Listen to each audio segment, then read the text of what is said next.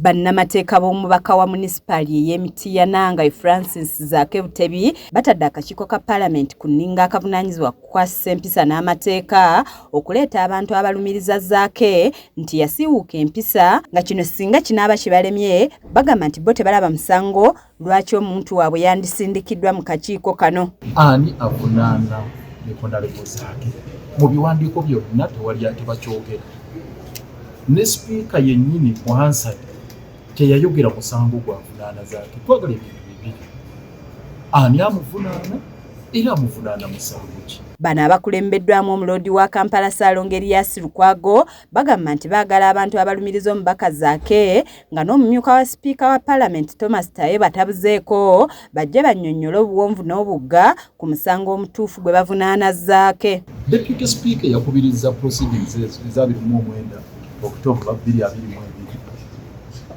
yali Honorable Tayebwa talina kyeyagamba nti gwe guno omusango Honorable Zaake gwazizza. Era n'obutugirira olwaleero tewaliwo kye bagamba nti gwe wakola kino ne kino ne kino ne kino era kimenya etteeka lino ne lino ne lino.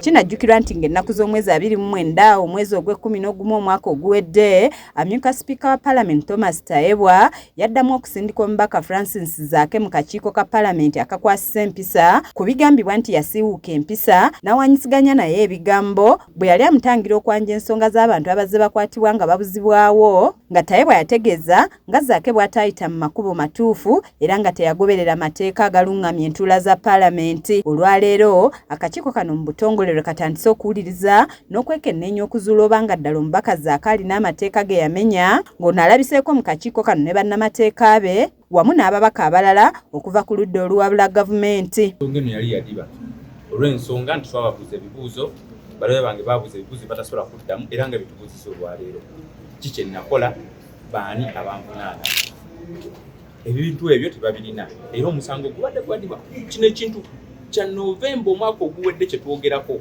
si mwaka guno naye tuli mu Novemba kati, so kiba kitegeeza nti waliwo akakuku wakati wa Paalamenti eno kebanninako nange. Ssaalongeriyasi Lukwago atadde akakiiko kano ku nninga kannyonnyole omusango ky'omutuufu gwe bavunaana Zaake n'ani amuvunaana ng'ono atuuse ne ku sseerisa bassentebe w'akakiiko kano Abdul Kantuntu ayita amyuka sipiika Thomas Tayebwa eyakubiriza Paalamenti ku lunaku olwo annyonnyola akakiiko engeri Zaake gye yatyoboolamu amateeka agafuga Paalamenti.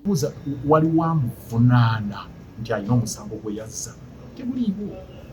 So Wisdom ya chair agambye kaba malo okuleeta abajulizi balabo baddala waliwo omusango kati kuno wano ku Lwokusatu tulabe kye bagamba naye nga ffe tulowooza nti omusango alikomye na wano. In fact kino kumala budde bwa Honorable Zaake, kumala budde bwa bammemba ba Paalamenti, kumala budde bwa ggwanga. Lukwago asinzidde wano n'ategeeza nti omusango oguvunaanibwa Zaake tegulambikiddwa bulungi kyokka ng'ono Honorable Abdul Kantuntu amwanukudde ng'agamba nti ng'akakiiko bagenda kusinkana buli akwatibwako ensonga eno. Our committee is now supposed to investigate whether that results into a misconduct or not, whether it offends our code of conduct or not. So don't just look for the word misconduct, you don't get it. But when you read the entire answer, the communication, you'll find that there is a complaint arising out of unalleged, and I repeat, unalleged action of the Honorable Zaake. We don't know until we have the evidence. Omubaka Zaake akyawera ennemba n'emisango emirala okuli ogw'okuvvoola wamu n'okutyoboola omubaka omukyalo wa disitulikiti ey'Arakai nga Juliet Kinyamatama nga kigambibwa nti ono yamuvuuma ebigambo by'agamba nti byali byesittaza. Akakiiko kano kaakuddamu okutuula ku Lwokusatu olwa Ssabbiiti ejja era ssentebe Honorable Katuntu alagidde ba Clark okuwa bannamateeka ba Zaake byonna ebyetaagibwa. Matias Kanjako yakusakidde eggulire lino ku lwa KSTV Agaleero.